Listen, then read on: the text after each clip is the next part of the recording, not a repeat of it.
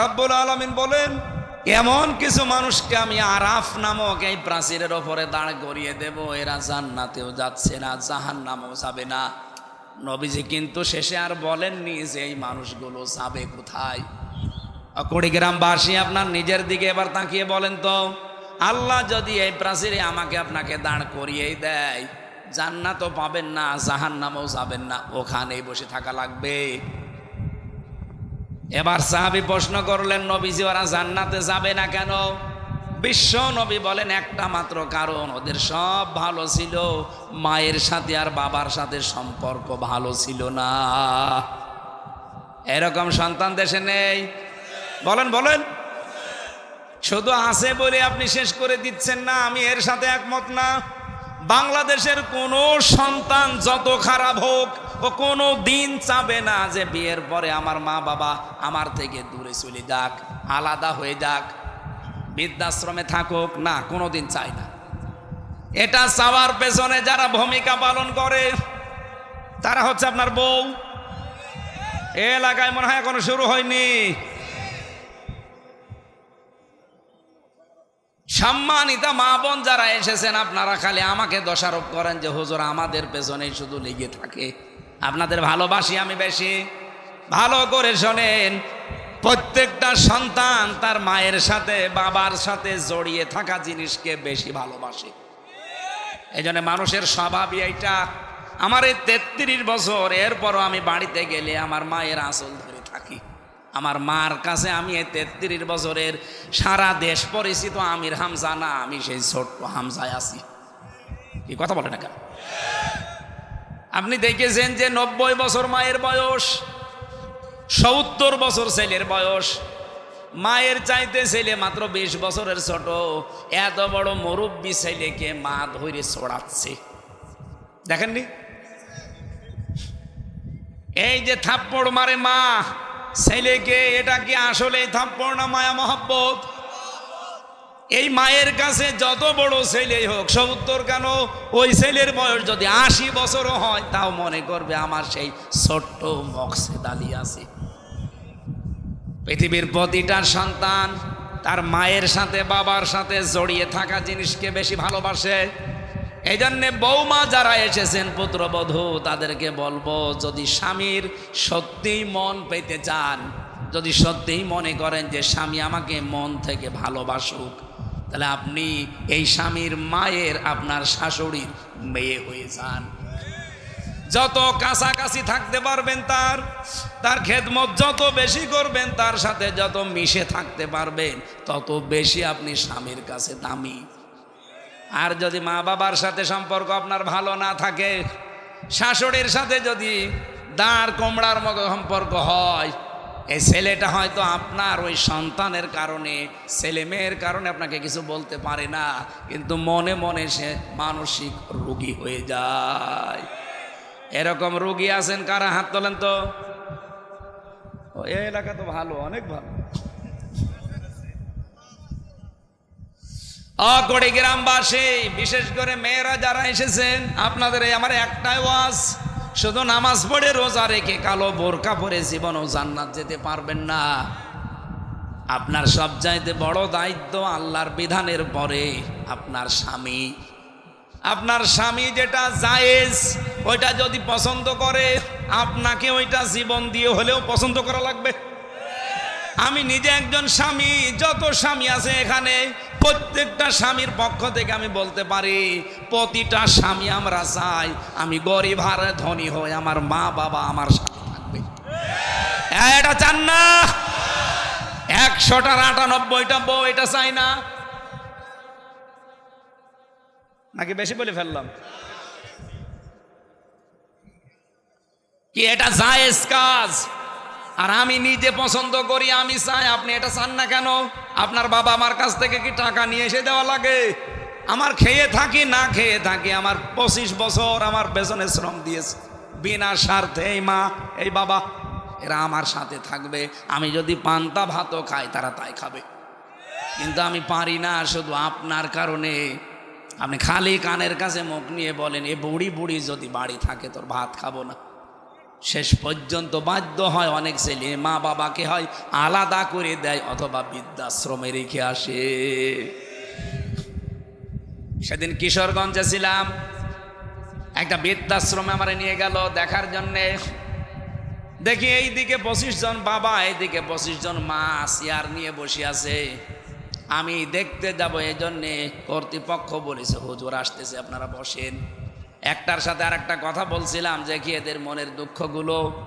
যেই কয়জনের সাথে কথা বলেছি প্রত্যেকটা মার বাবা হাওমাও করে আমারে ধরে হাওমাও করে কেঁদেছে আর বলেছে আমাদের বৃদ্ধাশ্রমের জীবনের জন্য শুধু আমার ছেলে দায়ী না, বৌমা দায়ী। আমি আশা করব আগামীতে যেন এই পরিবেশ আমাদের আর দেখতে না হয়। এই জন্য শুধু আমাদের ছেলেদের দোষ দিয়ে না, মা বাবা আপনি পার পাবেন না, আপনারও দোষ আছে। আপনার দোষ হচ্ছে 4টা কাজ আপনার প্রতি ফরজ ছিল, আপনি একটাও করেননি। 1 নম্বরে আমার একটা সুন্দর নাম রাখার দরকার ছিল আপনার। আপনি কি নাম রেখেছেন আমার? এমন একটা নাম আপনি দিয়েছেন ওই নামের প্রভাবে আমার ভেতরে আরো উলট পালট হয়। আপনি এমন নাম রেখেছেন সন্তানের ওই নামের প্রভাব পড়বে তার জীবনের ওপরে। আমি সেদিন কুষ্টিয়ার বড় বাজারে একটা দোকানের নাম লেখা দেখলাম, মিহাদ স্টোর। দোকানদারকে বললাম কি লিখেছেন?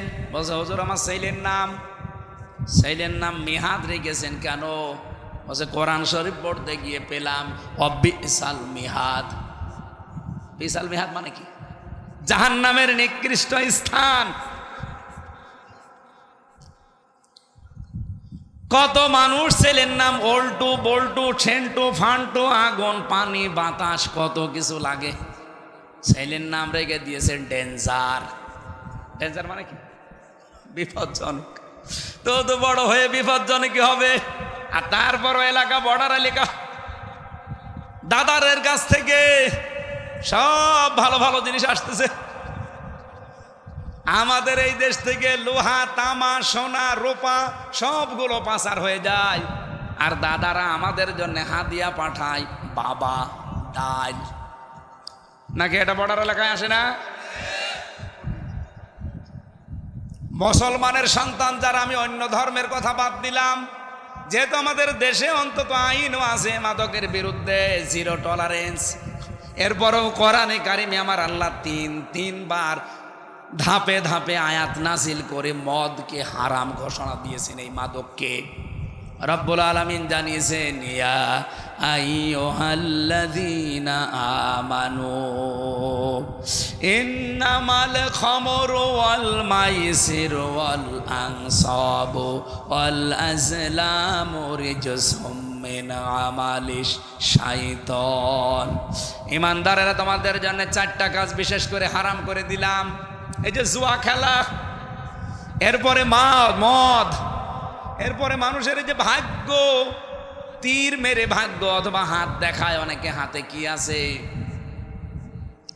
এরকম 4টা কাজ আমি তোমাদের জন্য হারাম করে দিলাম।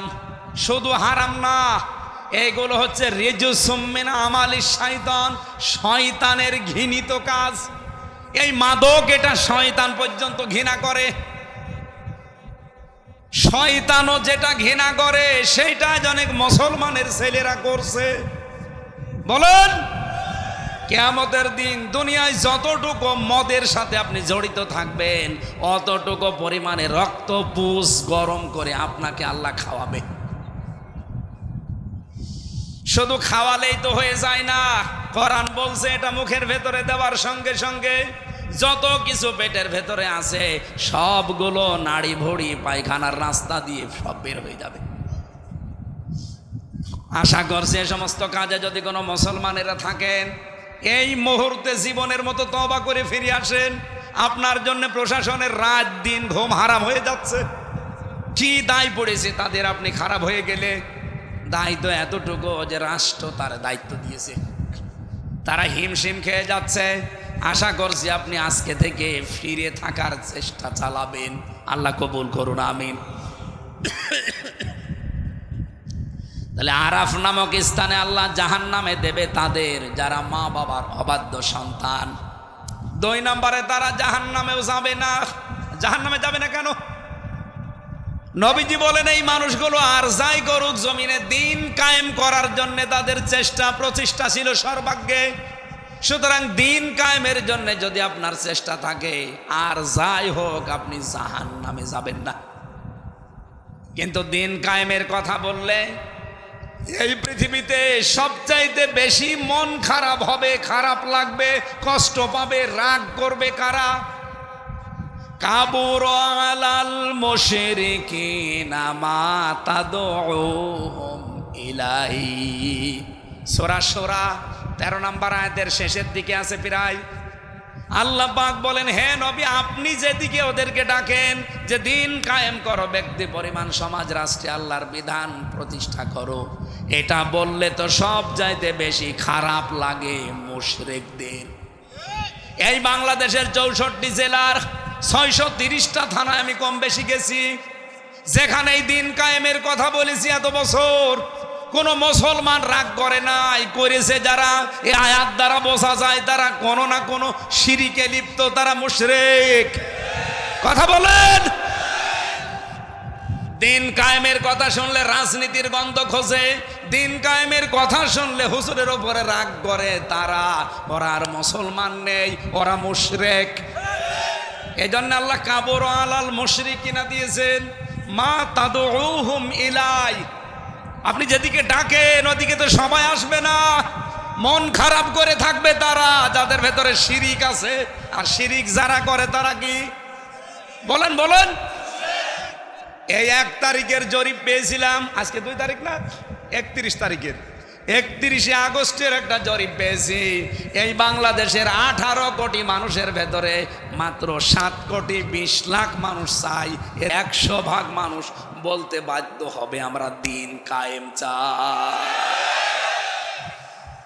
রাজবাড়িতে একজনের বাড়ি, ওনার নাম গোবিন্দ চন্দ্র পরামানিক, হিন্দু মহাজোটের মহাসচিব।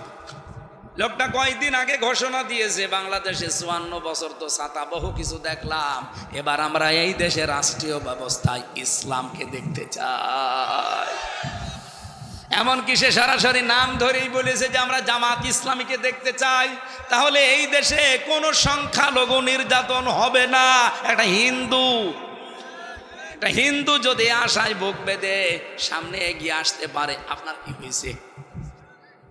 আপনি নামের আগে মুসলমানের মোহাম্মদ লেখেন, আবার আগাও ছোটবেলায় কেটে রেখেছেন। আসেন না একবার দেখি আল্লাহর বিধানটা সংসদে একটু নিয়ে যান।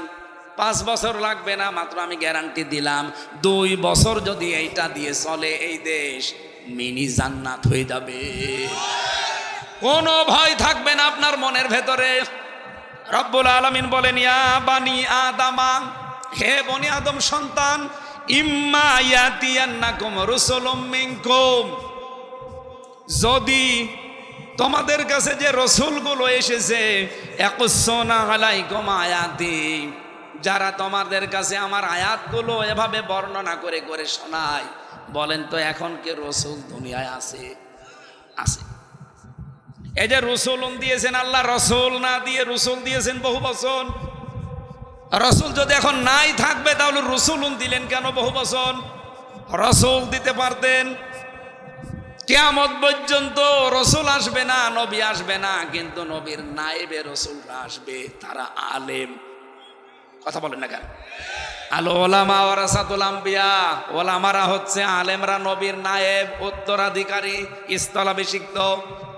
এরা যখন ইয়াকুসুনা বর্ণনা করবে তোমাদের সামনে আয়াতি, আমার আয়াতগুলো, এগুলো শোনার পরে তোমাদের ভেতরে যে বা যারা ফামানিত্তাকা, সংযত হবে, ও আসলাহা, নিজেদের জীবনকে যারা সংশোধন করে নিতে পারবে, ব্যক্তি পরিবার সমাজ রাষ্ট্রগুলো সংশোধন করবে, ফালা খাউফুন আলাইহিম ওয়ালা হুম ইয়াহজানুন, কোনো ভয় নেই তাদের, কোনো চিন্তা নেই।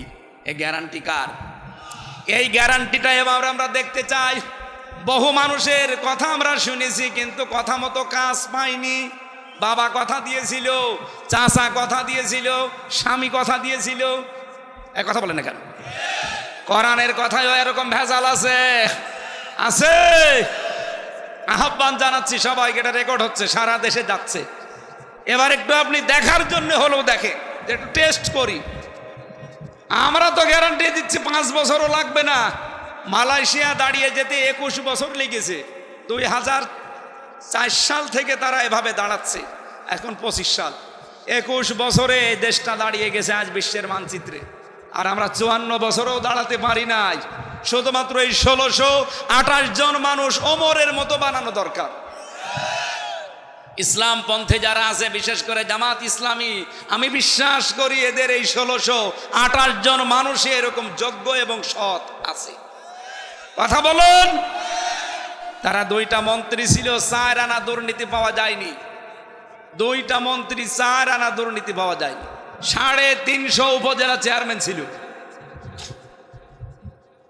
1000-এর ওপরে তাদের ইউনিয়ন চেয়ারম্যান ছিল, 1500-র উপরে মেম্বার ছিল।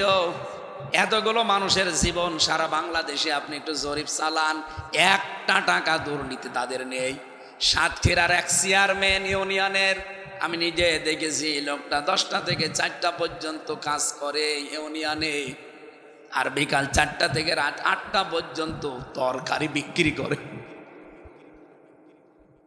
আপনি আল্লাহর ওলি খোঁজার জন্য চলে যাচ্ছেন আটরশি, আল্লাহর ওলি খোঁজার জন্য চলে যাচ্ছেন বরিশাল, আল্লাহর ওলি খোঁজার জন্য চলে যাচ্ছেন সিলেটে। কে বলেছে আল্লাহর ওলি তো ওই লোকটা যে তার কর্মজীবনে সঠিক। জামাত ইসলামী বাংলাদেশের যে কোনো দোষ থাকতে পারে, মিথ্যা সত্য মিলিয়ে, কিন্তু এই দোষ এই দেশে কেউ দিতে পারে না যে জামাতের লোক মেরে খায়, এরা সাদাবাজি করে। কথা বলা লাগবে, গ্যারান্টি আছে এদেশে নেই। শিবিরের ওপরে যে 2টা দোষ দেওয়া হয়েছে তাহা মিথ্যা। বলা হয় যে তারা রগ কাটে। 1977 সালে তাদের প্রতিষ্ঠা, এই 25 সাল পর্যন্ত, আজ পর্যন্ত শিবির রগ কেটেছে, আমার দেখা তো নেই, জানাও নেই। ধর্ষণ মামলা আজ পর্যন্ত শিবিরের একটাও নেই। বাংলাদেশের 630টা থানায় 77 থেকে 25 পর্যন্ত খোঁজ নিয়ে দেখেন, একটা ধর্ষণ মামলা নেই। অথচ কত দোষ এদের ওপরে দেওয়া হয়, আমরা নাকি নারী বিদ্বেষী। আরে ভাই, এই বাংলাদেশে সবচেয়ে বেশি নারীদেরকে সম্মান দেই আমরা।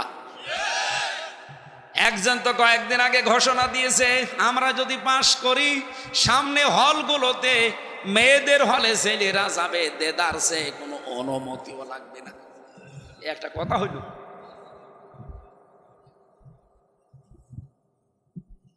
ইসলাম যদি এবার যেতে পারে, রাত 12টা নেই, সকাল 10টা নেই, মেয়েদের হলে আপনি পুরুষ মানুষ কোন কারণে যাবেন বলেন?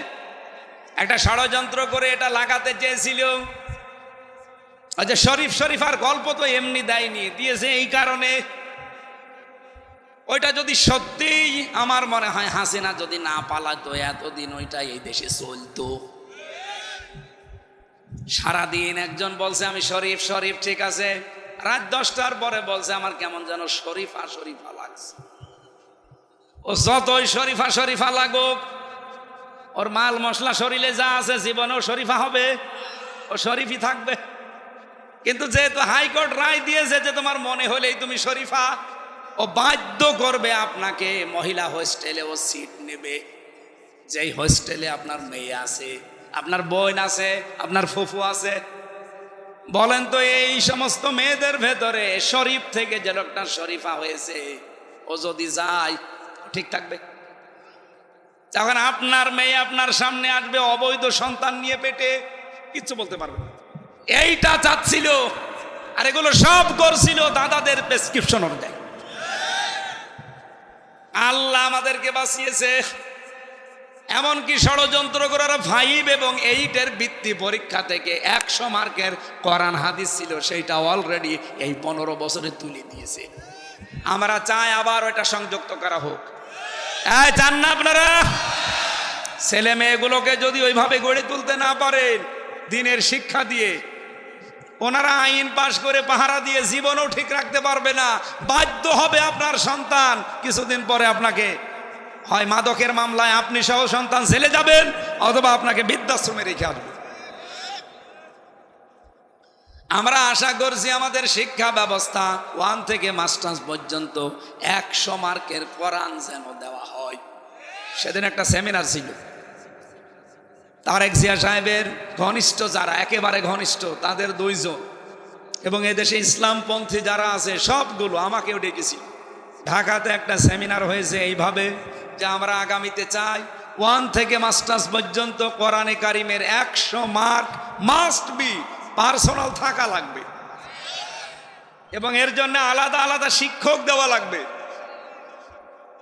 একটা কলেজের যদি 25 জনের বেতন হয়, একটা ধর্মীয় শিক্ষকের বেতন হবে না? বলেন। কলকাতার মতো জায়গায় হিন্দু মমতা ব্যানার্জি সেই মসজিদের ইমাম, মুয়াজ্জিন, খাদেমকে বেতন দেয় সরকারিভাবে। আর বাংলাদেশে আমরা 92% মুসলমান, পারি না। পারবো কি করে? সব তো আল্লাহর ওলিরা পাচার করে, কেউ বেগম পাড়া, কেউ সাহেব পাড়া। আল্লাহর খেলা উল্টা, কেউ থাকতে পারে না। এই তো বাইরের দেশে গিয়েছিলাম, শয়তানরা থাকতে পারে না। যে হোটেলে উঠেছি, নিচে নেমে দেখি 2 শয়তান চা খাচ্ছে। যে হুজুর দোয়া করেন, আমরা আগেই পালিয়েছি। একটু খেয়াল করে শুনবেন এই আয়াতটা, যদিও আপনি এর আগেও শুনেছেন, আমি নতুন ভাবে বলছি। রব্বুল আলামিন বলেন, কুল ইন কুনতুম তুহিব্বুনাল্লাহা ফাত্তাবিউনি ইউহিব্বুকুমুল্লাহ। নবী, আপনি দুনিয়ার মানুষকে বলেন, যারা এ কথা বলে আল্লাহ তোমাকে ভালোবাসি, এ দাবি আমাদের নেই। কথা বুঝতেছেন ভাই? এটা ক্লাস চলছে। এ দাবি আমাদের আছে কিনা বলেন তো, যে আল্লাহ তোমাকে ভালোবাসি? যারা এ কথা বলে আল্লাহ তোমাকে ভালোবাসে, তাদেরকে আপনি বলেন আল্লাহ তোমাকে ভালোবাসি, এ কথা বলার দরকার নেই। আমাকে যদি কেউ ভালোবাসার প্রমাণ দিতে চায়, সে যেন আপনার অনুসরণ করে।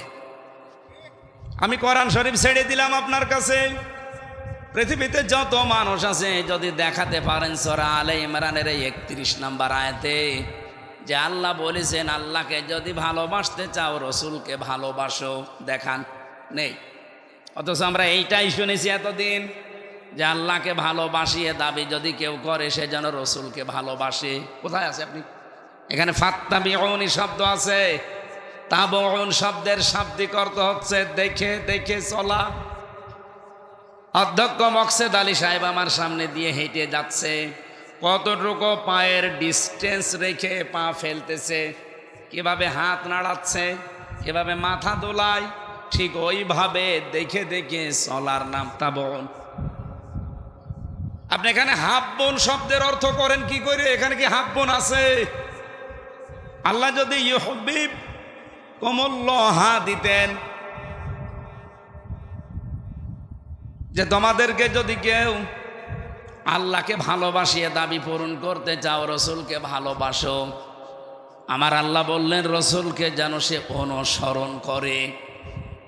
আমি আল্লাহ কি করব জানো? অনুসরণ করলে ইউহিব্বুকুমুল্লাহ, নিজেই তাকে ভালোবাসা আরম্ভ করব। আমি আল্লাহ তাকে ভালোবাসা আরম্ভ করেছি, এ কথা কিন্তু এখানে নেই।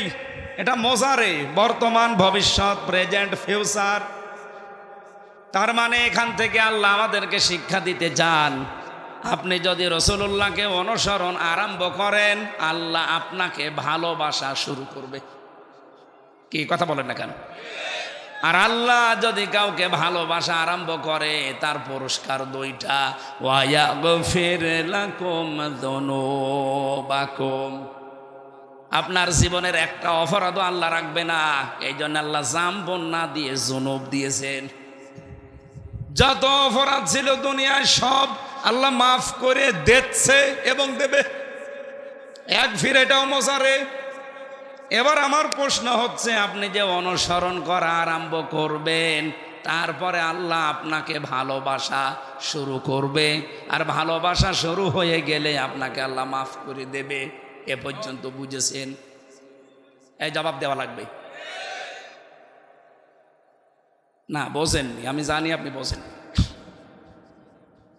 আমার প্রশ্ন, আপনি যদি আল্লাহর ভালোবাসা আরম্ভ করতে চান, জীবনের সব অপরাধ মাফ করে নিতে চান, অনুসরণ করা লাগবে হামজাকে। কাকে? বলেন বলেন। এখন এই অনুসরণ কি আংশিক না পূর্ণাঙ্গ? আপনি নিজের দিকে তাকিয়ে বলেন। আপনার 3.5 হাত বডি থেকে, পরিবার থেকে আন্তর্জাতিক জীবন পর্যন্ত আপনি একটু চোখ বোলান, বলেন তো আল্লাহর রসুলের অনুসরণ হচ্ছে আমাদের আংশিক না পূর্ণাঙ্গ? আপনার 3.5 হাত বডিতে রসুলের নিয়ম নীতি নেই, পরিবারে নেই, সমাজে নেই, অর্থনীতিতে নেই, রাজনীতিতে নেই, সংস্কৃতিতে নেই, বাকি জীবনের কথাগুলো বললাম না। আর যদিও কারো কিছু আছে, হয়তো শরীরে আছে, পরিবারে আছে, বাকি সমাজ থেকে আর নেই। কথা বোঝা যায়নি?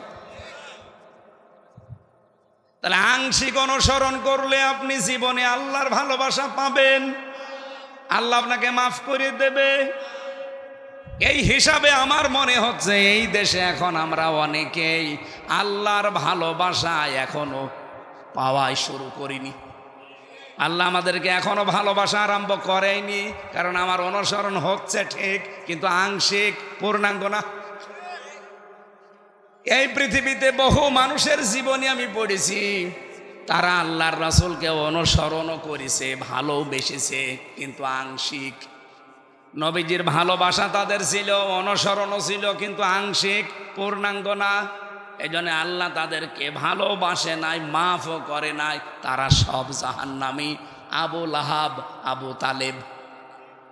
আপনি কি মনে করেন তারা রসুলকে ভালোবাসতো না? আপনি আবু তালেবের জীবনী পড়ে দেখেন, নিজের ছেলে আলীর চাইতে নবীজি মুহাম্মদুর রাসূলুল্লাহকেও ভালোবাসতো বেশি। এমনকি মুহাম্মদুর রাসূলুল্লাহকে বলেছিল, তোমার ধর্ম তুমি প্রচার করো, যত বাধা আছে আমি দেখব। যদিও লোকটা মুশরিক। আর আবু লাহাব নিজের কাজের মেয়ে লোক, বাড়িতে দাসী সোয়াইবিয়া নামে যেই মহিলা তার বাড়িতে কাজ করত, শুধু নবীর জন্মের কথা তাকে শুনিয়েছে, আনন্দে খুশি হয়ে আঙ্গুল 2টা দিয়ে মুক্ত করে দিয়েছে। যা, তার কিনে নেওয়া টাকা দিয়ে কাজের মেয়েকে এসে মুক্ত করে দিয়েছে। কত হাজার হাজার টাকা হতে পারে আপনি ভাবেন। ওই জামানায় গরু ছাগলের মতো মানুষ কিনতে পাওয়া যেত। কিনে নেওয়া মহিলাকে সে আজাদ করেছে রসুলের সুসংবাদ শুনে জন্মের। আপনি তো এত কিছু দিতে পারেননি। তারা রসুলকে ভালোবেসেছে, অনুসরণ জীবনে কোনো না কোনো জায়গায় করেছে, কিন্তু পূর্ণাঙ্গ না, আংশিক। এই জন্যে 2 জনকে আল্লাহ ভালো তো বাসেই নাই, মাফও করে নাই, জান্নাতেও দেবে না। সিস্টেম অপর পৃষ্ঠায় দেখুন, আরো 2 জন চাচার জীবনী পড়েছি, হজরতে আমির হামজা, হজরত আব্বাস রিদওয়ানুল্লাহি তাআলা আলাইহিম আজমাইন। এই 2 জন চাচা নবীকে ভালোবাসতো জান প্রাণ দিয়ে, এবং অনুসরণও করেছে পূর্ণাঙ্গ। এজন্য আল্লাহ এই 2 জন চাচাকেও ভালোবেসেছেন এবং তাদেরকে মাফও করে দিয়েছেন। তাদের নামে কোরআনের আয়াত নাজিল হয়েছে, রাদিয়াল্লাহু আনহুম ওয়া রাদু আন। আল্লাহ যেমন তাদের উপরে খুশি, তারাও আমার আল্লাহর উপরে খুশি ছিল। জোরে বলেন সুবহানাল্লাহ। ও কুড়িগ্রামবাসী, বড় ভালোবাসি আপনাদেরকে। নিজের বিবেকের সাথে এখনই মিলিয়ে সিদ্ধান্ত নেওয়া লাগবে যে আজকে থেকে আমার অনুসরণ হবে শুধুমাত্র আংশিক না, পূর্ণাঙ্গ। কথা বলেন না কেন? যেই রসুলের কথা মতো, নির্দেশ মতো দাড়ি রেখেছি, যার কথা মতো, নির্দেশ মতো দস্তরখানা বিছিয়ে খাবার খাই, তার নির্দেশ মতোই আমি রাজনীতি করলেও ইসলাম দিয়ে করব। এটা শুধুমাত্র এই সামিয়ানা পর্যন্ত শেষ।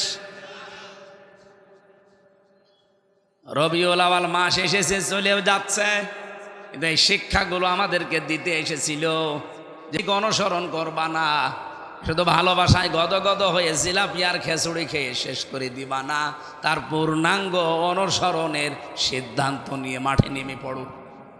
আপনি যদি পূর্ণাঙ্গ সিদ্ধান্ত নিতে না পারেন, আল্লাহর কসম আল্লাহ আপনাকে এখনো ভালোবাসা কিন্তু শুরু করেনি। কারণ এখানে আল্লাহ মাঝি দেয়নি, অতীতের শব্দ দেয়নি, পাস্ট দেয়নি, দিয়েছে মোজারে, বর্তমান, ভবিষ্যৎ, প্রেজেন্ট, ফিউচার। যখন আপনি আরম্ভ করবেন তখন আল্লাহ শুরু করবে। আমি নিজের দিকে তাকিয়ে মাঝে মাঝে ভাবি, হ্যাঁ আমার মাথা থেকে পা পর্যন্ত হয়তো রাসূলুল্লাহর নিয়ম নীতি আছে, পরিবারেও হয়তো আমি কম বেশি মানতে পারছি, কিন্তু সমাজে গেলে আমার আর নিয়ন্ত্রণ নেই। অর্থনীতিতে গেলে আমি আর পারছি না, সমাজনীতিতে গেলে আর পারছি না, রাজনীতিতে গেলে আমি আর পারি না। অথচ আমি ভরসা করে বসে আছি, আল্লাহ যখন বানিয়েছে, কালেমা যখন পড়েছি, জান্নাত একদিন যাবই। আল কাজ্জিসু মান দানা নাফসাহু ওয়া আমিলা লিমা বাদাল মাউতি ওয়ালা আজিজু মান আতবা নাফসাহু হাওয়াহা ওয়া তামান্না আলাল্লাহ। রাহু তিরমিজি। হযরতে আনাস থেকে বর্ণিত, বিশ্বনবী জানিয়েছেন, ওই লোকটাই তো বুদ্ধিমান যে আখেরাতের জন্য কাজ করে আর ভরসা করে আল্লাহর প্রতি। নির্বোধ বোকা ওই লোকটা যার আখেরাতের কোনো চিন্তা ভাবনা নেই, কাজ নেই, আন্দাজে ভরসা করে আছে আল্লাহর উপরে। এ দেশে নেই এরকম মানুষ। আর খালি বিশ্বাসী, এই যে কালেমা যখন পড়েছি জান্নাত একদিন যাবই। কে বলেছে আপনাকে? যে হাদিসটা শুনে আমরা অনেকে আশায় বুক বেঁধে আছি যে মান ক্বালা লা ইলাহা ইল্লাল্লাহ ফাদাখালাল জান্নাহ। কোনদিন হাদিসের ব্যাখ্যাটা দেখেছেন? নবীজি কি বলতে চায়? আল্লাহর নবী বলেন, যে ব্যক্তি লা ইলাহা ইল্লাল্লাহ বলবে সে জান্নাতে চলবে। না চলে গেছে? না না, দাখলা এটা মাসি অতীতের শব্দ, পাস্ট এটা। কিন্তু আমি এ পর্যন্ত না, আমার শব্দ হচ্ছে এখানে ফাটা। এ ফা যদি নবীজি না দিতেন, আমি ওই হাদিস দিয়ে ওয়াজ করে এখনই সব জান্নাতে পৌঁছিয়ে দিতাম, যে লা ইলাহা ইল্লাল্লাহ যে ব্যক্তি পড়বে সে জান্নাতে চলে গেছে। ফাটা দিয়ে আমিও ঝামেলায় আছি। হযরত ওমর জিজ্ঞাসা করেছিলেন, ইয়া রাসূলুল্লাহ, এই কথাকে আপনি বলেছেন মান ক্বালা লা ইলাহা ইল্লাল্লাহ ফাদাখালাল জান্নাহ? নবীজি বললেন, নাম, হ্যাঁ আমি বলেছি। বিশ্ব নবীকে হযরত ওমর ওই দিনই জিজ্ঞাসা করেছিলেন, হে নবী, আপনি তো লা ইলাহা ইল্লাল্লাহ দাখালাল জান্নাহ বলতে পারতেন, ফাদাখালা বললেন কেন? এ ফাটা কি?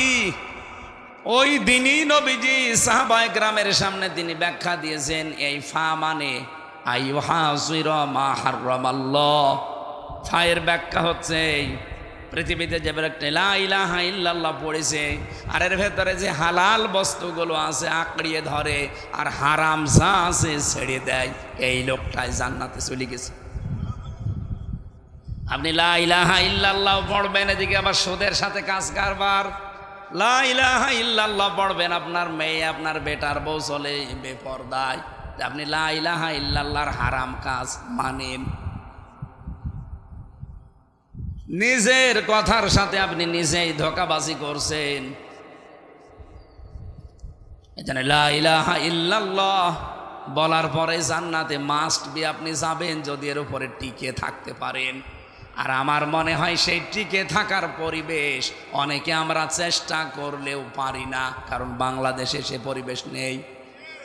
এক কথা বলেন এখানে, এই 54 বছর চলছে, আজও আপনি 100 ভাগ টিকে থাকার চেষ্টা করলেও পারবেন না। এই যে টুপিটা দেখতে মনে হচ্ছে খুব সুন্দর, মাথায় দিয়েছি ভালোই লাগে, কিন্তু এর ভেতরে সুদ আছে। এখন যদি বলেন হুজুর আপনার টুপিতে সুদ, দালার ওয়াজ শুনে করবো কি, বাড়ি চলে গেলাম। আমি সুদের টাকা দিয়ে টুপিটা কিনি নাই। এই টুপিটা যে ফ্যাক্টরিতে তৈরি হয়েছে, ওই ফ্যাক্টরির মালিক ব্যাংকের কাছ থেকে লোন নিয়েছে, আর ব্যাংক তো লোন এমনি এমনি দিয়ে দেয়। বলেন বলেন, আমি ডাইরেক্ট সুদ যদি নাও খাই, ইনডাইরেক্ট খাচ্ছি। এইতে আমার মনে হয় এদেশে যদি ফেরেশতা জিবরাইল এসে বাস করে, তারও যে অর্থনৈতিক অবস্থা আমাদের দেশে সুদ ভিত্তিক, তারও সুদের সাথে কারবার করা লাগবে। আমরা তো এইটাই পাল্টাতে চাই, যেখানে 1 টাকা সুদ খেলে মায়ের সাথে 33 বার জেনা করার গুনাহ হয়, সেই সিস্টেমটা 54 বছরে আমরা পাল্টাতে পারলাম না। মাওলানা সাইদি সাহেব 50-60 বছর একাধারে ওয়াজ করে গেছে, সুদ বন্ধ হয়েছে। বলেন বলেন, সুদ বন্ধ হতো যদি আল্লামা সাইদির মতো 151 জন কোরআন বুকে নিয়ে সংসদে ঢুকতে পারত। সুদ বন্ধ হতো, সুদের বাপ বন্ধ হতো। বলে সুদ ছাড়া ব্যাংক চলে না, চলে না মানে সৌদি আরবে চলছে না, মালয়েশিয়া চলছে না, ইসলামী দেশগুলোতে যে দেখেন, আফগানিস্তানে যান, সুদ ছাড়া যে ব্যাংক চলে তার প্রমাণ পৃথিবীতে আছে। আপনি চালাতে পারেন না, তার কারণ হচ্ছে আপনার অর্থনীতি সুদ দিয়ে ভরা। এদেশে যদি সত্যি এবার 151 জন এমপি কোরআনে কারিম বুকে নিয়ে যেতে পারে, সংসদের প্রথম অধিবেশনেই তারা নামাজ এবং যাকাতের বিল আনবে। কুড়িগ্রাম সহ বাংলাদেশের 64 জেলাতে আমির হামজারে আর কোনোদিন ভাই নামাজ পড়ো সলিমদ্দি এ কথা বলা লাগবে না। সলিমদ্দি নামাজ পড়বে, ওর বাপ দাদাও পড়বে। যাকাত মানুষ নিজের দায়িত্ব নিয়ে দিয়ে আসবে, নয়তো ওর পরের দিন মামলা হবে। ভালো ভালো কাজগুলো তারা আইন পাশ করে জারি করা হবে, অন্যায় কাজগুলো, অবৈধ কাজগুলো আইন পাশ করে বন্ধ করে দেওয়া হবে। তখন ওসি সাহেবদের মতো যারা আছে 8 ঘন্টার পরিবর্তে 16 ঘন্টা ডিউটি আর করা লাগবে না। 8 ঘন্টার ডিউটি আমার মনে হয় কমে 4 ঘন্টা হয়ে যাবে। খলিফাতুল মুসলিমিন হযরতে ওমর, তিনি প্রধান বিচারপতি, হযরতে আবু বকর সিদ্দিক হচ্ছে দেশের দায়িত্বে রাষ্ট্রপতি। 1 বছর পার হয়ে গেছে, কেউ একটা মামলা নিয়ে আসে না। একটা কেস করবে যে ওনার কাছে না, কেউ আসে না, কোনো বিচার নেই।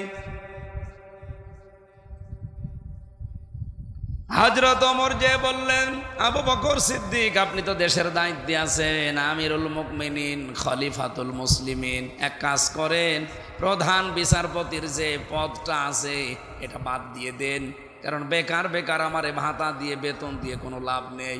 কেন? 1 বছর আমি দায়িত্বে আছি, এই 12টা মাসের ভেতরে একটা মামলা আমি পাইনি, তে আমি কি বিচার করব? কেউ আসেও না, আমার মামলাও নেই, খালি আমি বসে থাকি।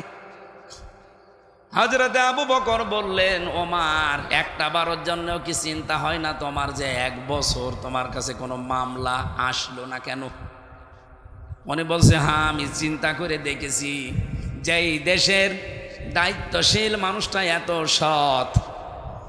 কি সৎ ছিল? আমি একটা হাদিস পড়েছিলাম না, ইদা কানা উমারাউকুম খিয়ারুকুম, যখন দেশের দায়িত্বশীল মানুষগুলো সৎ হবে, তারা নেককার হবে, ওয়াগিনিয়াউকুম সুমাহাউকুম, যখন দেশের ধনী মানুষগুলো দানশীল হবে, ওমরুকুম শুরা বাইনাকুম, আর সব কাজ যখন পরামর্শের ভিত্তিতে করা হবে, ফাজাহারুল আরদি খায়রুল লাকুম মিন বাতনিহা, তখন কবরে যাওয়া লাগবে না, এই জমিনটাই তোমার জন্য জান্নাতের মতো হয়ে যাবে। ওয়াইদা কানা উমারাউকুম শিরারুকুম, যখন দেখবে দেশের দায়িত্বশীল মানুষগুলো, নেতাগুলো এরা খারাপ চরিত্রের, এই বাংলাদেশে এমপি হোস্টেল থেকে মেয়েদের কান্নার আওয়াজ আসে, এটা কি বাস্তব না অবাস্তব? ওয়াগনিয়াউকুম বখালাউকুম, দেশের ধনী মানুষগুলো যখন কৃপণ হয়ে যাবে, ওয়াউমুরুকুম ইলা নিসাইকুম, যখন দেশের সব কাজ মেয়েদের পরামর্শের ভিত্তিতে করা হবে, আস্তাকান রান্নাঘর থেকে সংসদ পর্যন্ত মেয়েদের পরামর্শের বাইরে আপনি কিছু করতেই পারেন না। আমি নিচে নামলাম না, ফাবাতনুল আরদি খায়রুল লাকুম মিন যাহরিহা, তখন নবীজি বলেন যে কবরে চলে যেও, দুনিয়ায় থাকার দরকার নেই, কারণ এই দুনিয়ার জমিনটার চাইতে এই কবরের জমিন তোমার জন্য নিরাপদ। আমার তো মনে হচ্ছে সেই সময়ের ভেতরে আমরা আছি। কথা বলেন না কেন? হযরত ওমর বলে, খলিফা আপনার মতো মানুষ দেশের দায়িত্বে, আমি তো আপনাকে চিনি, আপনি এই খেলাফতের দায়িত্বে, রাষ্ট্রপ্রধানের দায়িত্বে থাকাকালীন আপনার ছেলে আপনার কাছে একবার বলেছিল যে বাবা আমি পায়েস খেতে চাই। দেশের প্রধানমন্ত্রীর ছেলে বলছে বাবা আমি পায়েস খেতে চাই। মায়ের কাছে যাবার পরে মা বলছেন এই মাসের বেতনটা একটু আগে আগে নিয়ে আনবেন। এই মাসে তো আমাদের বেতন দেবে মনে করেন 12,000 টাকা, এই ভাতার টাকাটা আগে থেকে নিয়ে আসেন, আগামী মাসে নেওয়া লাগবে না। অন্তত একটা আশা করেছে ছেলে তারে খেতে দেওয়া লাগবে। অনেক বলছে আমি একটু বলে দেখি। অর্থমন্ত্রী যিনি ছিলেন তার কাছে যে বললেন আমাকে আগামী মাসে তো বেতন দেবেন, ওই 12,000 টাকা মনে করেন আমারে আগে দিয়ে দেন, আগামী মাসে আমারে টাকা দেওয়া লাগবে না। অর্থমন্ত্রী ওই রকম ডাক দিয়ে বলছে খলিফা টাকা আমি দিতে পারি, কিন্তু আপনাকে লিখে দেওয়া লাগবে যে আগামী 1 মাস আপনি দুনিয়ায় বেঁচে থাকবেন। আগামী 1টা মাস আপনাকে এই চেয়ারে জনগণ বসাইয়া রাখবে, এইটা আপনি লিখে দেন তো দেখি, তারপরে আগামী 1 মাসের বেতন দেব। হযরত ওমর বসে বেতন লাগবে না। বাড়িতে যে বলছে স্ত্রী এই বলেছিলাম স্বভাব পেয়েছি, এই পায়েস খাওয়া লাগবে না। আমার মনে হয় বাংলাদেশে কোনো একটা মেম্বারও পাওয়া যাবে এরকম, বলেন। আর আমি নিজে চিল্লাচ্ছি মানে আমিও কি ওইরকম? হযরতে ওমর, হযরতে আবু বকরের স্ত্রী উম্মে রোমানা রাদিয়াল্লাহু তাআলা আনহা, তিনি ঠিক 15 দিন পরে পায়েস রান্না করে ছেলেকে আর স্বামীকে দিয়েছেন। ছেলে তো খাওয়া আরম্ভ করেছে। হযরতে আবু বকর স্ত্রীকে বললেন দাঁড়াও, কোথায় পেলে তুমি? আমি তো টাকা এনে দেইনি। হযরতে উম্মে রোমানা স্ত্রী বলছেন স্বামী আপনি মনে করবেন না আমি হারাম কোনো ইনকাম নিয়ে খাওয়াচ্ছি আপনাকে। আপনি যে প্রতিদিন যে টাকা আমাকে দেন হাত খরচের জন্যে, ওখান থেকে আমি 1 মুষ্টি করে চাউল তৈরি রাখতাম, গমের আটা জব। 15 দিন তুলতে তুলতে প্রায় 2 কেজি হয়ে গেছে। এটা পাশের বাড়িতে একজনের কাছে বিক্রি করে ওইটা দিয়ে পায়েস বানিয়েছি, এটা হালাল টাকা। হযরতে আবু বকর সিদ্দিক ছেলেকে বললেন জনমের খাওয়া খাও। নিজের খাবারটা স্ত্রীকে দিয়ে বললেন তুমি খেয়ে নাও, আমি গেলাম। কোষাধ্যক্ষ যিনি ছিলেন, অর্থমন্ত্রী যিনি ছিলেন, তাকে বললেন আগামী মাস থেকে আমার বেতন যেহেতু 12,000, 10,000 টাকা দিলেই হবে, কারণ আমি হিসাব করে দেখলাম আমার স্ত্রী 10,000 টাকা হলেও সংসার চালাতে পারে। এই 2,000 টাকা আমি উদ্বৃত্ত নিয়ে জনগণের কাছ থেকে কিয়ামতে কি জবাব দেব? হযরত ওমর বললেন খলিফা আপনার চরিত্র তো আমি জানি, আপনি কোন পর্যায়ের মানুষ। আপনার মতো মানুষ দেশের দায়িত্বে আছে। আমার মনে হয় এটা শুধু ইতিহাসের পাতায়, হাদিসের পাতায় পড়েছি, এই বাংলাদেশে আমরা নিজের চোখেও দেখেছি। মাওলানা মতিয়ার রহমান নিজামী এর জ্বলন্ত প্রমাণ। একজন মন্ত্রী, আপনি বসেন, মেম্বার না, চেয়ারম্যান না, ভাইস চেয়ারম্যান না, উপজেলা চেয়ারম্যান না, মেয়র না, এমপি না, উনি মন্ত্রী। অথচ এখনো পর্যন্ত পাবনায় যে দেখেন ওনার বাড়িটা চারিদিকে মাটির দেওয়াল দেওয়া, উপরে টিন দেওয়া। আমার কুষ্টিয়া মিরপুর ভেড়ামারার জামাত নমিনি যাকে বানিয়েছে জনাব আব্দুল গফুর, আল্লাহরে বান্দা, ধনী মানুষের সন্তান, ইসলামী আন্দোলন করতে করতে আল্লাহরে বান্দা এখন একেবারে প্রায় নিঃস্ব হয়ে গেছে। একটা বাড়ি আছে মিরপুরে, কুষ্টিয়ায়, বাড়িটা যে রং করবে সেই টাকাটাও তার নেই। অথচ উনি এমপি নমিনি, উপজেলা চেয়ারম্যান ছিলেন 3 বার, ইউনিয়ন চেয়ারম্যান ছিলেন 3 বার, মেম্বার ছিলেন 3 বার। কত হয়? আরে ভাই একবার মেম্বার হলেই তো তার 10 বছর কিছু করা লাগে না, আর সে 5 নং 45 বছর একাধারে জনগণের প্রতিনিধি। বাড়িতে রং করবে সে টাকা নেই। ইয়ানত আমার কাছে নাই জেলা 15,000 টাকা, আর ওনার কাছে নাই 150 টাকা।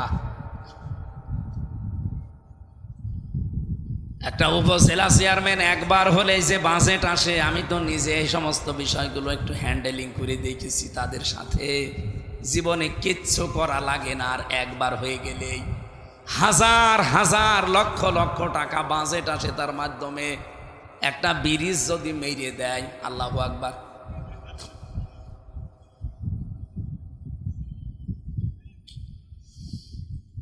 আমি যখন চুয়াডাঙ্গায় পড়তাম দর্শনা, এই যে চিনির মিল, চিনি আসে, এই জেলায় চিনির মিল আছে নেই?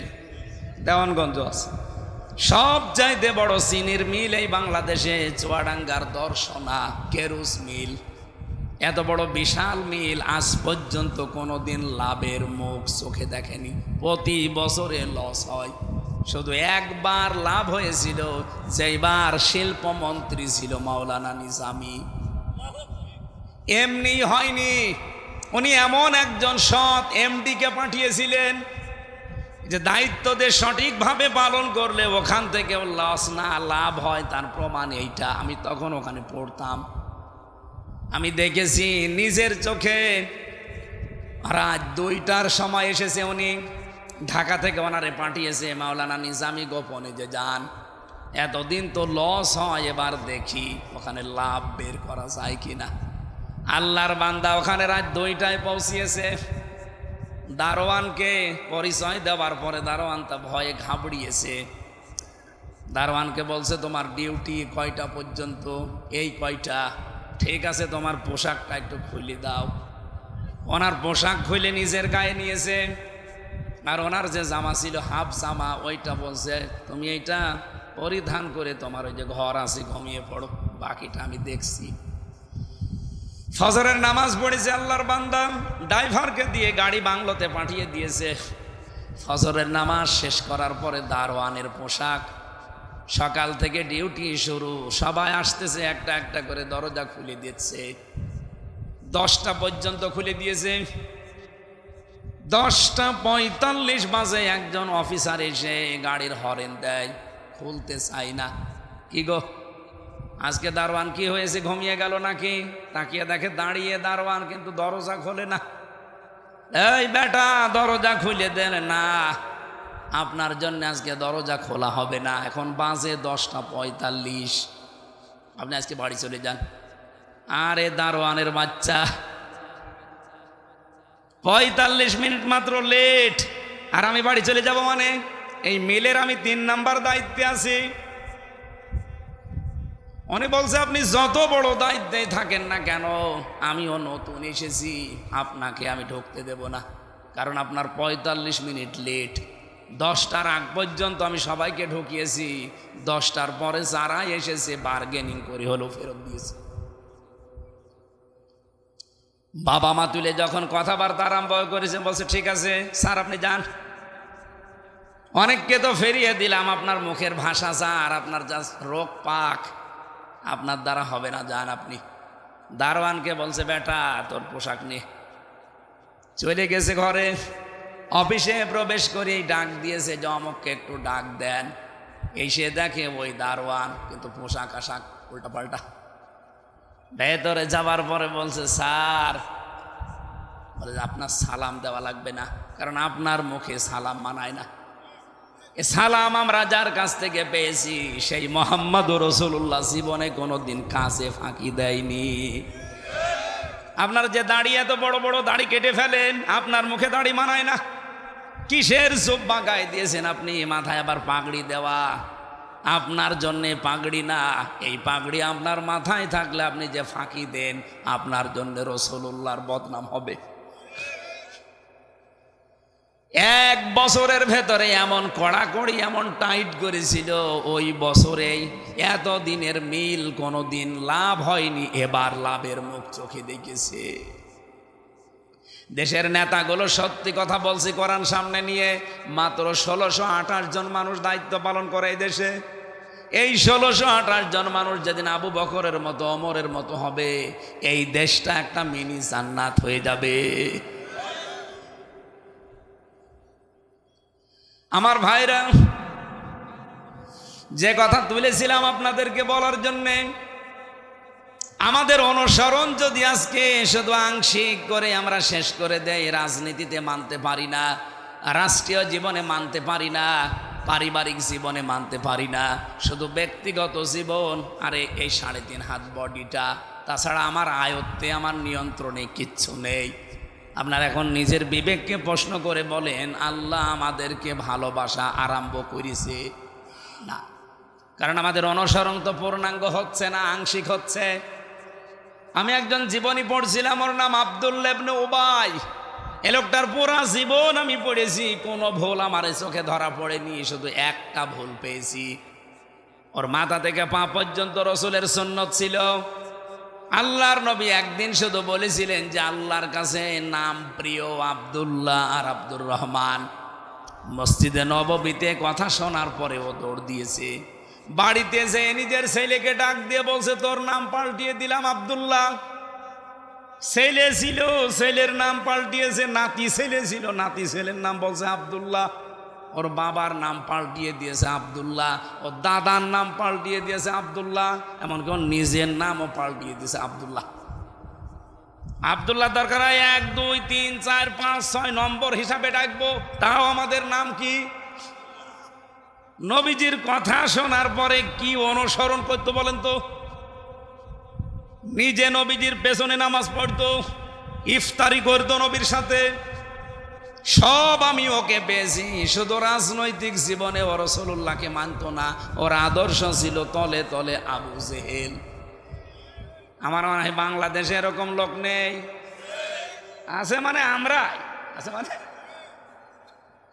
আরে কথাগুলো সঠিকভাবে বোঝাতে গেলে বলো, হুজুর টেনে কথা বলছেন। কে বলেছে আপনাকে?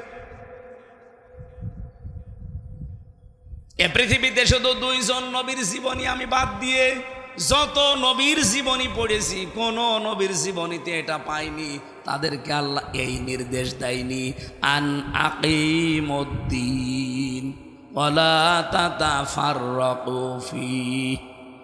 খালি সুলাইমান নবী আর আদম নবী। আদম নবীর সময় মানুষই ছিল না, আর সুলাইমান নবীর সময় উনি বাবার কাছ থেকে রাজত্ব পেয়েছিলেন।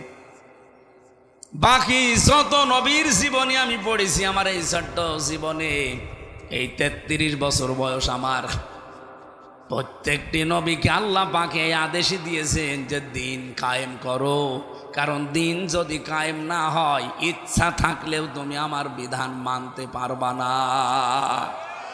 এরকম জায়গা দেশে নেই। বলেন বলেন, প্রত্যেকটা জায়গায় এরকম আজ একটা দিক আর বিভাগ দেখান যেখানে আপনি টিকে থাকতে পারবেন, সেরকম পরিবেশ আছে? পারবেন না। আপনার মন চাইলেও আপনি পারবেন না। কোর্টে যান, কোর্টের ইট পর্যন্ত টাকা চাই। আমি তো এই 3 বছর ঘোরাঘুরি করে দেখলাম, কোর্টে যাবেন, কোর্টের অন্যান্য জায়গায় তো টাকা লাগে। আমার মনে হয় ইটও তাকিয়ে আছে, হুজুর টাকা দিন।